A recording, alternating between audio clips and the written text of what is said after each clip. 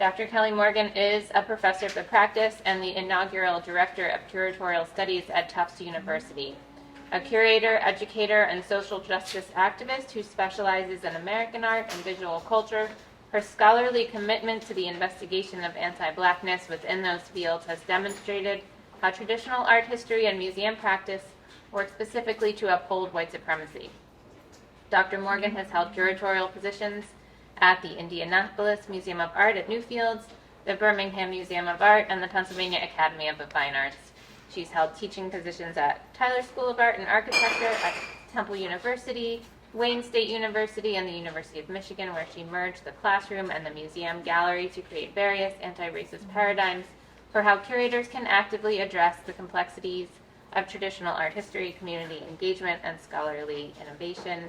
In 2014, Morgan was awarded a dissertation fellowship from the Ford Foundation and earned her PhD in Afro-American Studies and a graduate certificate in public history. She's looking at me. I was like, I should have said the shorter one. We first met when Kelli was at PAPA. We had a great conversation immediately, felt connected, and I feel privileged to call you my friend. Thank you for being here today with us, and now I will pass this over to you. Thanks, Jen. Hi, everybody. Hi. How are you all? Thanks for being here. Yeah, this is a, like Kelli shared earlier, this is a moment that is like so near and dear to me because, well, I'll tell you guys the story in a minute. But Jen and I first met when I first got to Philly, which was July, of 2016. And just listening, to the previous panel, even the panels earlier today, and I was like, God, I want to come back to Philly. I live in Boston right now.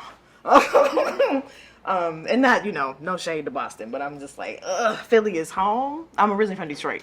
And Detroiters, we some different kind of folks, right? So coming out east, and feeling so at home in a place like, not just Philly, but like the Clay Studio, which is was so fascinating to me. Like the arts, the way, right, that the arts has had such a deep social practice, in this city was just kind of cultivated me, but also captivated me at the same time. The other part of this story of why being in this building is so important, and is because I taught a contemporary craft seminar at Temple. I was teaching at Tyler in the fall of 2017. And when Tyler, asked me to teach the class, I was like, I don't know anything about teaching craft. Like, I don't know if you want me to do it. And they were just like, no, we want you to kind of do your thing, but like in craft. And I brought my students to the Clay Studio, to have a conversation with Jen. And she gave this immaculate lecture about how to come into this community responsibly. And we got back to class, and everybody was like, oh my God, institutions never say that. Curators never say that, Dr. Morgan. I was just like, yeah, true, they don't, but that's Jen. Right? Right? And we kept talking, as like the project kept going. Kelli, I hope it's okay to say this, but then like the year later, I was a reviewer for the Pew process when the Clay Studio applied, right, for funding for this, and I was like, I don't think it's a conflict of interest, but I really want y'all to fund this. So it's really wonderful to like go from like seed, right, to like real thing. And I've always described my curatorial practice as a care praxis. As somebody who's been doing this kind of work as a museum curator since 2014 and getting, excuse my French, my ass handed to me, right, for doing so, along with COVID being like the traumatic, event that it has been for all of us, it has also been this like Twilight Zone, moment for me where people are like, oh, we got to do something. And I'm like, really? Like, welcome to the world the rest of us brown people have been living in our entire lives, and particularly in art institutions. So whenever this whole like idea, right, of DEIJ, comes out and these statements come out, because it was this flood of statements, right? Now all art museums and art institutions are in solidarity with BIPOC communities. How? And it was crickets, but the whole time I was watching the Clay Studio do the work and do it right? Coming to the communities and listening, coming to community org meetings and doing the thing that our institutions never do. And they came in and they said, in knowing, right, like taking that stance to say, we want to be a part of what's already happening. We're not coming in with our resources and saying everybody should just want to be here with us. It was, we want to be here with you. And that's an incredible shift, and from the ways in which gentrification is happening, which is why my students were so, fascinated, and just really excited about Jen's lecture, because she started out saying, we're not going to go into Kensington participating, in the gentrification that's happening. We're going to do our best to challenge it. We're going to do our best, to not perpetuate it. And, for 19, 20, 22-year-olds, trying to find their way in the world as artists or as, emerging curators, that was something, it just blew their mind, and from that point, when she asked me to actually be the project evaluator, for the exhibition, I was like over the moon.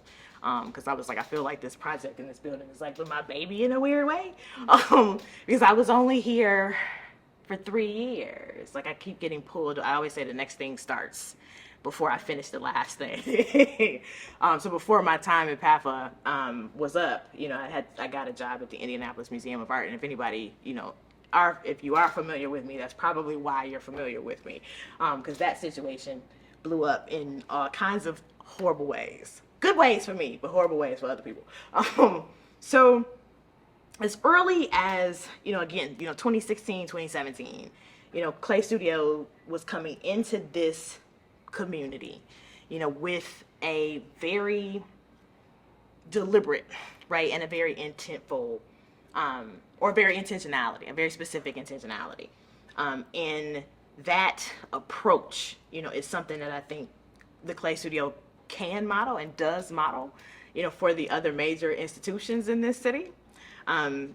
Listening to, Kelli's presentation and just all of the projects, right, that are doing that kind of work. And you're like, I hate to name names, but it's like, where is PMA in that conversation as an institution, right? Not the curators, not Damon Young, right? Not Young Kim. Where is the Philadelphia Museum of Art? Where is the Pennsylvania Academy of Fine Arts? Where is the Barnes Institution? In that way. Those types of, those are the questions, that I'm grappling with most of the time. Or I should say, not even grappling, that I'm kind of like throwing grenades, within institutions, to make them, step up to what other smaller, Color Girl Museum, AMP, the Clay Studio are doing. You can no longer sit in this city as this like behemoth arts institution and not have and contribute something meaningful besides saying you can come in our doors from 11 to 7, right? And admission is free on Thursday. Like those type of box checks weren't really working for me, in 2014 and 2015. Definitely, right, are not working now. The other thing, about, this building, this show, and I think this future, I would say that too, is the work that just went into gathering us all together. As evaluator, it was really wonderful to just kind of be a fly on the wall, for a minute. So COVID hits, and we began to have our council meetings over Zoom. But while we're having these council meetings, Clay Studio staff is sending us clay kits. I lived in 3 different cities, right? Over this time period, I got my clay kit on time every time. And we were able to, just through Zoom, meet each other's pets and husbands and wives and life partners and kids, and, see people's families like at the kitchen table, like eating, while, the family members on the, on the Zoom call with us. Able to say, my mom has that same vase, that kind of thing. And it was just so meaningful, to one, because we were all in, just the midst, right, of COVID and quarantine. And it's like, how are we, what is this new digital world that we're living in? But more so than it being, here is the Clay Studio, here's this Kensington, Making Place Matter Council. It gave us the inroads to like all of our commonalities. That cliche where it's like, oh, we're more similar than we are different, right? And people like to say that, but it was seeing it in real time. That we listen to the same music, right? That our moms has the same basis. So your mom shop at Pier 1 just like mine does, right? Right. Being able to make those types of relationships, online, was uncanny, and we bonded, in that regard. Like I looked forward, to our council meetings, because they would start with these moments of joy. So Jen or, Josie, would say, what was your moment of joy this week? And a lot of people would say this meeting, right? So that said something, about what the Clay Studio was doing, what the Clay Studio staff was doing. The other thing that we did on these meetings that was so cool is, again, like I said, we got the Clay kids, we would make art. I would make, even though I would never be able to get mine fired, I would just make it anyway, right? Because it was just some type of hands-on, like Marilyn was saying, like you have to do something, right? And bringing us together around a similar activity. So it was amazing the things that, we talked about, kind of regular everyday things, but then things that were also very unique, to the show itself. And then you're producing something, right? So you're producing a work of art at the end of this that isn't just informed by your own, right, activity, physical activity, conceptual activity, but the activity of all of these people, on this Zoom call that you don't actually know, and I think with that, it began an entire process of not just care, right, but ownership, right? Value, what we find important. And when you're bringing that into a space before the physical structure, right, is actually made, you can imbibe the structure with that same culture and energy, right? To take it a step further, Clay Studio worked with the council, or they worked together, right, to build the gallery furniture. So the benches that you're sitting on in the galleries, right, were built by people who live in this community. We were talking earlier this morning. Some council members were mentioning, like, just sitting for hours talking about, like, the different depths of foam.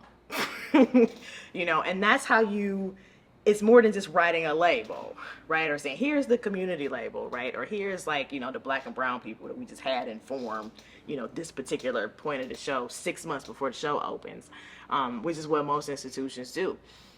It gave people a sense of themselves within the actual, like, fibers, not just a space, but of the objects that actually occupy the space. So seeing people, council members this morning saying, coming into the gallery saying that's my bench, right? The same way that for centuries, white people have walked into PMA and said, that's my painting. Right? The art world, art history, the art market knows how this stuff goes. Knows how institutions know, right, how this works. It's called white cultural hegemony. And if it can work for white folks for, 6 centuries now, 7 centuries now, probably could work for a couple of other people if you actually tried it, right? And I think that is what makes this moment, so special, not just for Kensington and Philadelphia or the Philadelphia arts community, but I think in the arts community as a whole, because Clay Studio is really an example of how institutional culture can change simply when an institution decides that it wants to. It's not rocket science. It's not like, quantum physics.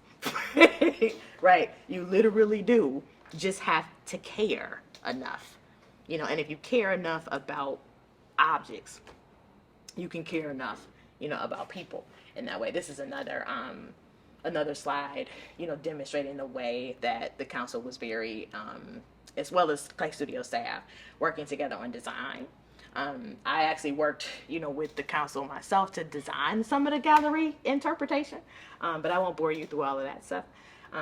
But I wanted to, end on this note. I went like really, really quickly. A lot of that reasoning is because today I feel like I'm preaching to the choir, right? It's like such a refreshing moment for me, and I didn't want to be repetitive, So I'm actually not saying any of the things that I had written down to say, because so much of it has been reiterated today.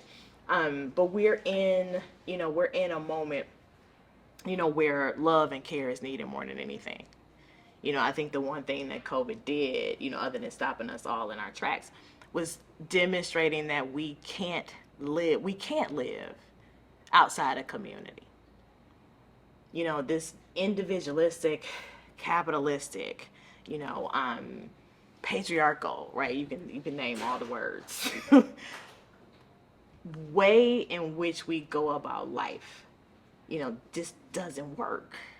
It never has. But then we valorize, right, and normalize this sense of competitiveness. So now you want the 4-bedroom house and the BMW, and the $300,000 salary in your cul-de-sac suburban, enclave, whatever, or community, right? If you want to call it that. But everybody around you, same bills, same stresses, right? Their parents are also halfway across the country, right? You don't know each other enough, right? So you can't like necessarily sit the kids, so everybody's like stretched. And COVID erupts and nobody can help anybody. So this idea of like community is something that just isn't important. I don't even know how we got there, right? I'm only 42. I should probably ask my mom. My mom would probably know, right? Right. But I'm just like, I just totally don't understand, how we got away from it, in the first place. Because like, this M. Scott Peck, quote here says, it's in and through community lies the salvation of the world, right? We won't survive any of it, without each other.